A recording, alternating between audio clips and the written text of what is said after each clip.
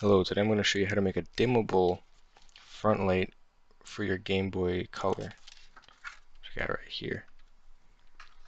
So first let me show you how it works and then I'll take it all apart and redo it. Alright, I turned down my brightness so that you can see what's going on. But you can see that it's glowing, right? Then I have this little trim pot here, which you can't really see because if I bring up the brightness,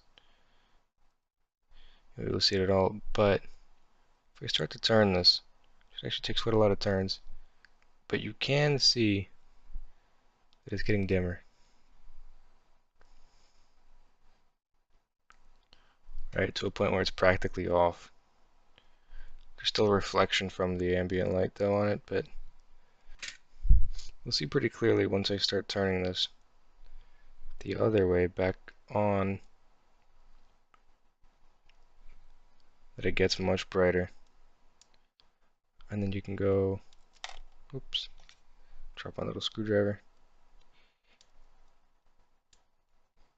and you'll be able to go all the way to full bright. And you can turn it all the way back down if you so desire. It'll never turn off, it'll always be on though. Okay, so now let me actually show you how this works. I'll show you how to build one of these yourself. Alright, so this is all I have for batteries because you need a very specific 3 volts to power this thing. If you don't have that, it's not really going to work. So I literally just took 2 batteries and I soldered them together. Put some wire. I really can't see because my camera's ass, I'm so sorry about that. But I just soldered some wire onto the ends and that's what I used for contacts. Obviously this is plus, this is minus. And that's it. Alright, so I'm actually going to try to show you up close, but my camera is just straight garbage. But what I'm using are these trim pots. These trimmer potentiometers. Just pick up a random one. So they're pretty much just variable resistors. You can just change the resistance coming in or out of something. You have a little thing you can twist here, and that is what adjusts it. And then these are your 3 leads. One is for positive, one is for negative, one, which is the middle one, is for variable resistance. On top of that, you're going to need a resistor. In this case, I found this from a video, and I'm not entirely too sure on full-on resistances and exactly which ones to use, but I used a 47 ohm resistor, which is right here. I'm actually going to desolder. This is a 47 ohm resistor, which seems to be like the standard for a lot of people doing this kind of stuff with. And then a 200 ohm potentiometer. When you get your front light kit, you actually do get a resistor. I think it's a 100 ohm resistor. And in that case, you can use like a 100 ohm potentiometer. But you can just try out different ones. But I'm just going to show you how to wire this thing up. So one of the first things I want to do is actually take apart my Game Boy Color. I'm not going to explain how to take this thing apart. I'm sure you guys are already familiar. This lithium-ion battery, actually, I don't have it hooked up to anything. I was just testing to see if it'll fit. Which it does. It fits perfectly into this case. Like, absolutely perfectly. And then if you want to, you could take it out and still use batteries. Okay, so this is where obviously where your screen is. To pop out the screen, it's actually a little bit complicated and a little bit scary too. But you just kind of want to twist this shell back and forth. You'll hear it like kind of unclick because I think it's glued on or something. At least this is the way I've found people talking about how to take it off. Okay, so I'm going to try to get this underneath and carefully pull it up. Ceramic tweezers, probably not the best idea for what I'm doing here, but it'll work. There it is, so all the adhesive has come off. I want to keep this super clean. So you can drop your front light in. You'll kind of see where these wires go, and you want to just cut out little grooves for them. I guess now the wires perfectly fit. You can route these around and put the screen back on just to have a reference of where everything is. Okay, so from here, from what I gather, you solder it like this. Top one to the top one, bottom one to the bottom one. Okay, so I just made sure, and the red wire gets soldered to the very, so probably doesn't help, but red wire goes to the very top one, black wire goes to the very bottom one. I'm actually going to turn these down a bit because they're very long. Very long leads. Okay, so now we get to the fun stuff. The trim pot, everyone is different, but I'll link these ones down below. What I found is positive and negative don't really matter because it's just a resistor, but it might in some cases. I'm not sure. I'm sure maybe one is ground, one is power, and then one is the regulator. Other power. But on this one, the lead on the same side with the control knob, I just connect that to positive every time. The opposite one to negative. The middle one is an output positive, if that makes any sense at all. But I'll show you anyways. So, first things first, I want to figure out where I want to put this thing so I can control it. Obviously, I can get rid of any of these little things I don't really care about. Headphones, really. I don't care about DC power. So you can get rid of those, obviously, and put it in its place. But if you do that, you have to bridge some other connectors, and I'm not entirely sure exactly.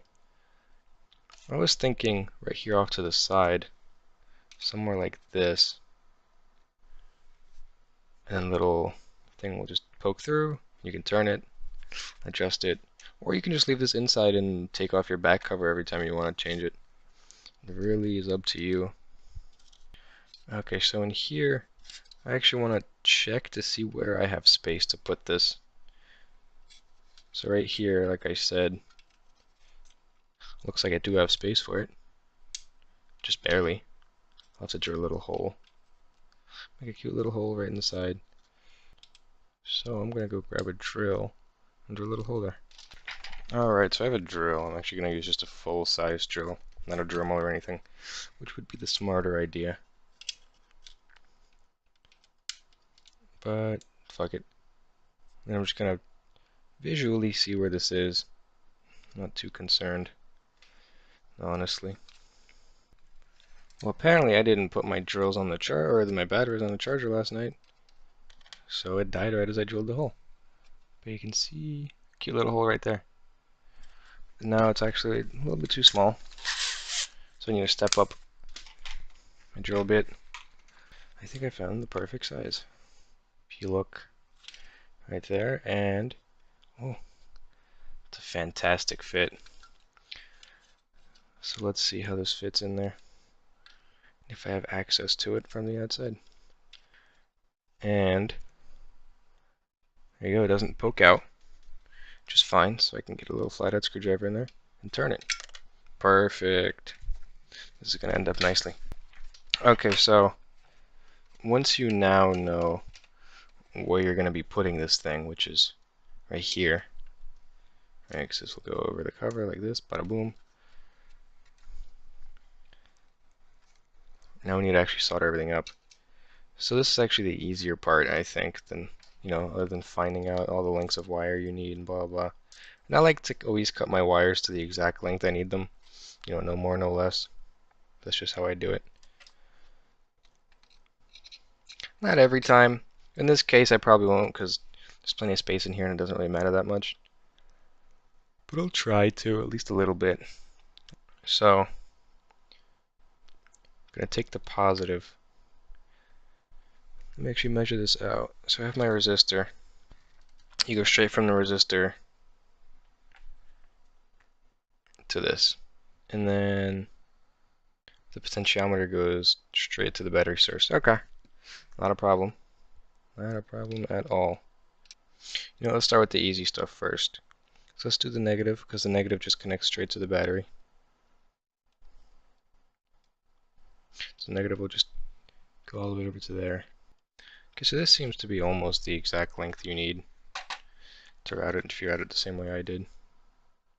All the contacts are open. Cut it just a tad longer than I need. Strip the end. Get my solder. put just a tad on there. And this all I will just straight up. Actually, I could have cut it way shorter if I wanted to. But actually, you know what? I'm going to connect it longer and then try to route it a better way underneath the board. So we got that soldered on. Actually, I got some solder on this little thing, which isn't much of a big deal. Not at all. Not at all. So now we have the negative connected. Now we also need to have a little wire come from the negative to the trim pot, which is also pretty darn easy. You just get any old wire. I already have one pre-cut, which I might have to insulate so it doesn't get in the way of anything else. But actually, I'm just going to trim this down. It's way too long. Then we're going to restrip it. That'll go just literally right there, as far down as I can get so that the wire doesn't interfere with anything. And that'll just connect straight to the trim pot. So I'll just cut how long I need that to be, and then strip that.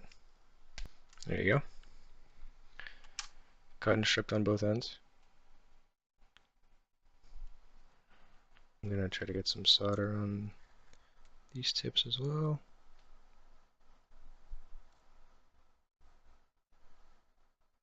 Any way, shape, or form, it really doesn't matter.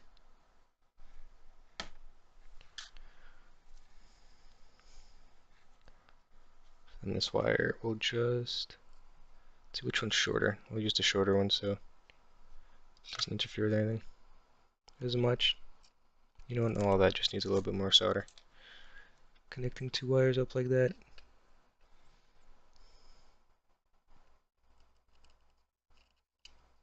That's probably a bit much, but oh well. There you go.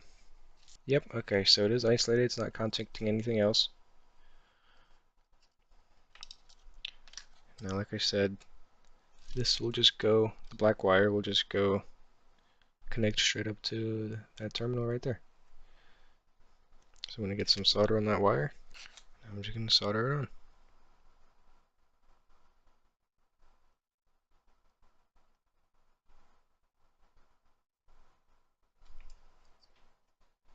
Alright, I've got a nice little solder on there. Nice little ball.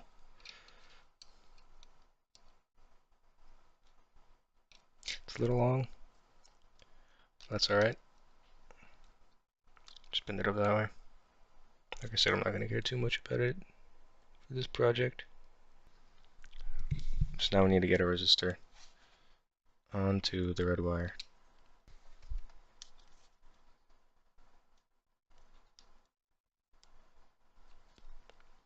My wire cutters are so old and so trashed.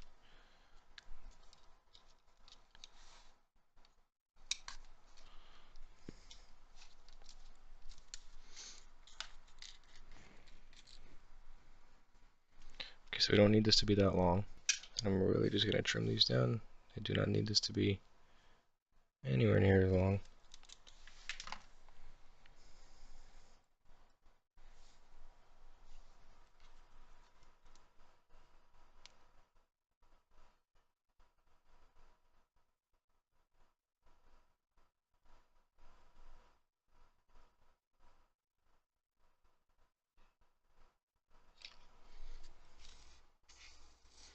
I had a bit too much solder on my soldering iron there. Fuck, what did I just say? I had a bit too much solder on my soldering iron there. I think that's exactly how I'm going to route it.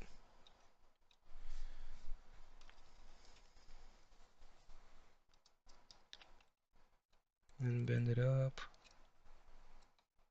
And over once more. There you go. That's how I'm going to do that. Let me just go ahead and cut this. Tin it up, get some solder on there. Now the reason you want to have a resistor on there anyways, even with the trim pot, is so that you can never lower the resistance all the way down to 0, because that'll just cause everything to just go bad, crash, or, you know, the LED might burn out. So we don't go all the way down to 0.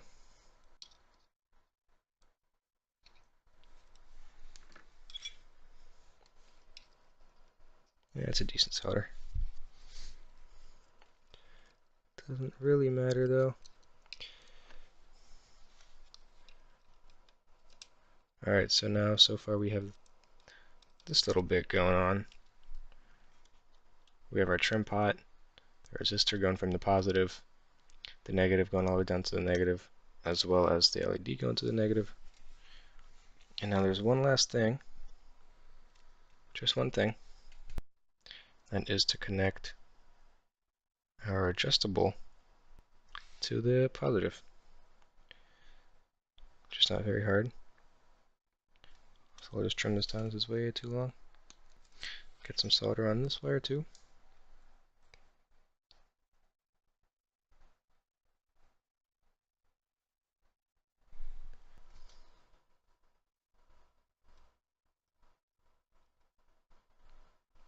Solder it straight to that. Then from here, I really should be insulating all this, but I really don't think none of these will make contact. I need it there. Actually, I might just go over top of this one and go this way. Need it there, so I need to cut this wire, give or take, here. Remember, if you cut it too short on accident, don't worry, just unsolder it. Yeah. Unsolder it, cut a new one, maybe double check the next time. You know what they say, measure twice, cut once. Measure once, cut twice, okay. I don't actually want to damage that other wire, I don't want to take off that insulation on accident and burn right through it. And then short the two. That would not be very good.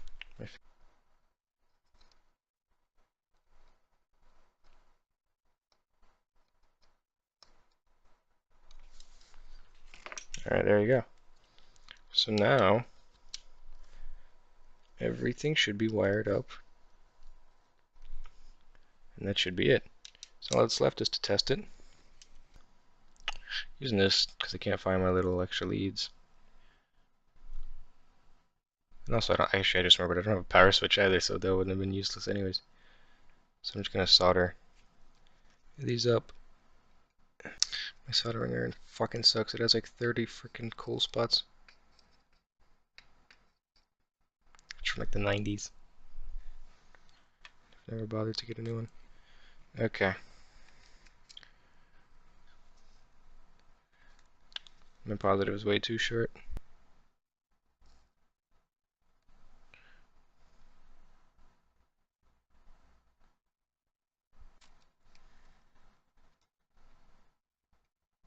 Just let me get this soldering iron, please. There you go. Okay. So, should be glowing, which it is. Perfect. And now,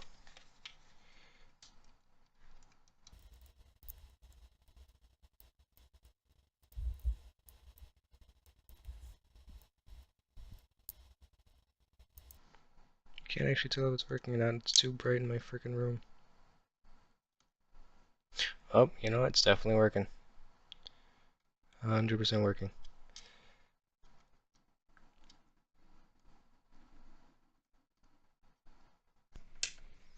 If I turn my lights off, you see how dim that is?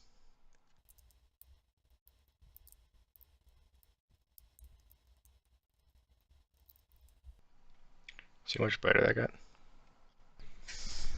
So it doesn't really show up on camera all that well, sadly. But I think right now it's at full brightness. It's barely visible. On the camera, it doesn't freaking do any justice, because the cameras are retarded. I may record some off my phone later and show you once I get everything back together, which has way better light recognition. But that's that. It all works. That's everything. A couple wires, a resistor, and a potentiometer. Now let's see if I can get this back together Well, I drilled the whole way off. For some reason I thought this channel, empty channel. Wow, I'm dumb. Well, we'll drill a new hole.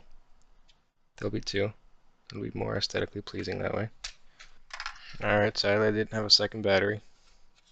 Or a charger. My dad took both to work. So I had to finish it off by hand, and it's nowhere near as pretty as the other one. The other one is clean as hell. This one is a little rough around the edges. But that's fine. I mean, it doesn't bother me.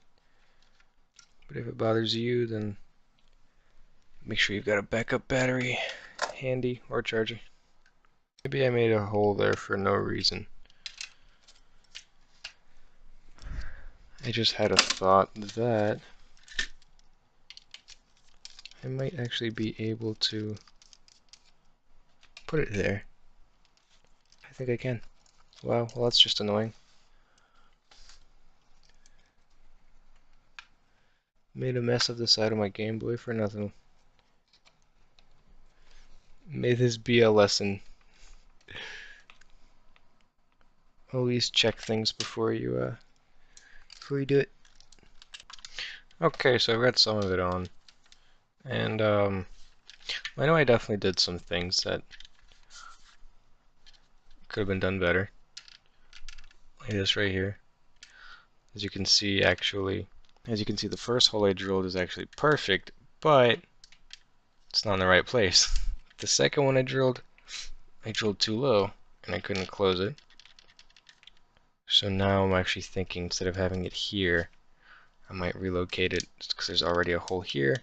I might just get rid of the DC in and move it down there. Better yet, if you want to, so you don't have to cut this ugly hole here, you can just have it in here, so that way, you know, it's closed. If you want to adjust it, you would just open it, adjust it, close it back again. I think I was a little bit too ambitious with on the side. That would have been nice though, just having the one hole like that with the potentiometer. But sadly, it didn't come into fruition. I didn't get it right. And now there's an ugly hole there and a gap that I can't close. So I'll actually probably make a follow-up. I need a new motherboard in this because the motherboard, again, doesn't have a power switch, and you can't find a power switch because they don't sell them individually. So that sucks. And I'm getting new Game Boys anyways. They're going to come in the mail anytime. And I'll try it again on another one. So I'll keep you updated. But at least now you know how to wire a potentiometer. Except you just have to figure out how to route the wires, where to put the potentiometer itself so that you can access it easily without taking it apart. And yeah, that's about it. Once you've got that done, you've got a working dimmable front light. So if you guys have enjoyed that, I definitely want to make a V2 of this. This is not a fail. It's just not the outcome I wanted. Alright, have a good one.